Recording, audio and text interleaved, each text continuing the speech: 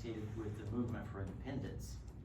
And Mau Mau, I didn't really understand that Mau Mau was a part of that originally, but I've come to understand that more recently. So do you see, as a Kenyan, those connections between that violence and this violence?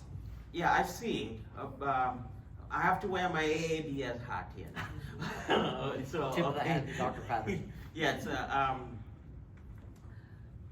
the infrastructure of government, especially the armed forces of the Republic of Kenya, hasn't revised its modi operandi from colonial time. The way it does work, it's still like a British script of holding the restless natives.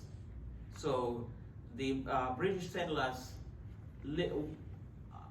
unlike many African colonies, and like South Africa and Rhodesia, which is Zimbabwe, South Rhodesia, the intention of the British settler class was not to leave the Republic of Kenya. It was to kind of create it as an outpost of the British Empire. So they carved out a territory in the highlands, the high altitude areas of Kenya. Most people do not realize, they think about Africa as just like dry and desert-like. But in Kenya, and in many parts of East Africa, it's high altitude. Not Congo. High altitude, temperate climate, rainforest, green and fertile soil. So it was an attractive place to do a farmer's work, like a British gentleman's farmer. So they wanted that. And so at the height of it, it's like about 200,000 British settlers. They got to about 500,000 right after the Second World War. But then, as the numbers of the settlers increased, so were the natives' loss of land and an increasing institutionalized police state that then required repression, because the natives were then restless. They wanted back their land. So the natives could not organize in like a combat system like you would have in war. So they started a guerrilla warfare. This guerrilla warfare was called the Mau Mau, M-A-U. It was mostly about the Kikuyu people, who account about for 25% of the Kenyan population, whose lands were taken away and made as settlers' land, farming land. Now, you have to realize that the Mau Mau were not like educated. They were not the literati of the Kenyan class at this time. The literati had gone to Nairobi, got in government jobs, and were comfortable with the colonial system. I mean, disgruntled, but a little materially well off.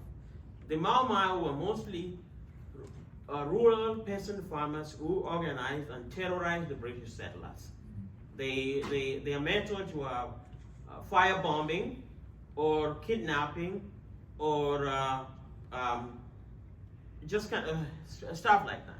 So the British response was to create a police system that focused mostly on brutality. So they will go and capture Mau Mau sympathizers and put them in concentration camps. In these concentration camps, they will strip women naked. They will do all sorts of things on them. They'll kill the man. It is reported that up to about 300,000 people were killed during the emergency period, which is from 1952 to 1960. Now, the Mau Mau what was the population of Kenya at that time? At the time, it was like 5 million people. 300,000 people? Yes, some scholars say. Just want to draw a little line under that. Yeah, this is the high number is about 300,000 people, but it's not a great. I'm reporting from a Line NPR report on this that came out 2 years ago. They indicated the number to be around 300,000 people disappeared or dead. Then the Mau Mau itself was quelled by British police in the colonial Kenya, but it kind of created, most of the people who fought Mau Mau were returning soldiers who had gone to Burma or Egypt, had a little know-how of military organization. In the West, the Mau Mau were portrayed as terrorists. So it's like they were not seen as people who counterinsurgency. Yeah, it's not. They were still like terrorists. It's like these dreadlocked guys in the forest killing farmers. But the Mau Mau itself did not lead to independence. Kenya's political independence was kind of got in a conference room in London.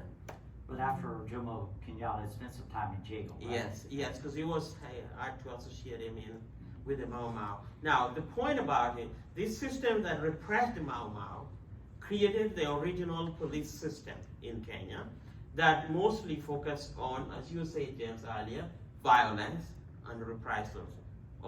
And that has not stopped. There's certain laws that still exist in Kenyan law, hardly enforced, but sometimes enforced. So like if you're walking around at night, if you're like a regular person, you could still be charged for public disturbance. You can be charged in going to some neighborhoods, something that happened in the US, because you're not supposed to be there. So the police system has not really been decolonized, is the long end of what I'm trying to say. Thank you. I think you were the one to call on that. Aditi, we were like, I asked how much time we had, and I was said 1:40. But did you have did you have anything you wanted to add on this?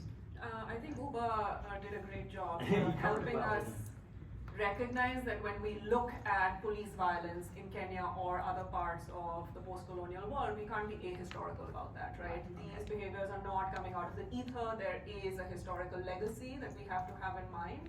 I will just say on a different topic, not police violence, but I mentioned earlier there's real political competition in Kenya, right? Elections are not just sort of, outcomes of elections are not predetermined. There is a fair amount of uncertainty about who will win. But the other thing we know about Kenyan politics is that the party system is highly fragmented, right? And even for understanding that, I think it is useful to have a longer sort of historical frame. Because another thing that the post-colonial sort of state held on to in Kenya was district level organizing, right? This was a principle that the British had used that lent itself to narrow ethnic mobilization. And we continue to see that as the party system developed in Kenya. That has not completely gone away, although due to new sort of thresholds for winning the presidency and the devolution of power to county level governments, now there is more pressure to build multi-ethnic coalitions, right? But there is still ethnic mobilization that we see as part and parcel of political contestation when we look at elections in Kenya. So even there, I think having sort of a longer historical frame is important. Thank you so much. There's one other question I'm dying to ask, but I also want the audience to have a chance to pose questions. How much time do we have for that? We have 3 minutes. Gosh, well. We can go over a little bit. I know students may have to get to another class, so if you have Dr. to. Finkel, students expect a question on Kenya on the exam. Could we Go entertain for a it. couple of questions? Go for it. Please, sir. I had several questions in mind, but this last volley of questions raised some interest in me with regard to an understanding that there's many tribes in Kenya. I understand there's probably somewhere like 25. 45. Maybe more than 40, of which I think there may be 8 of them that are predominant as far as the population. Is there a certain legacy from the British colonialism where they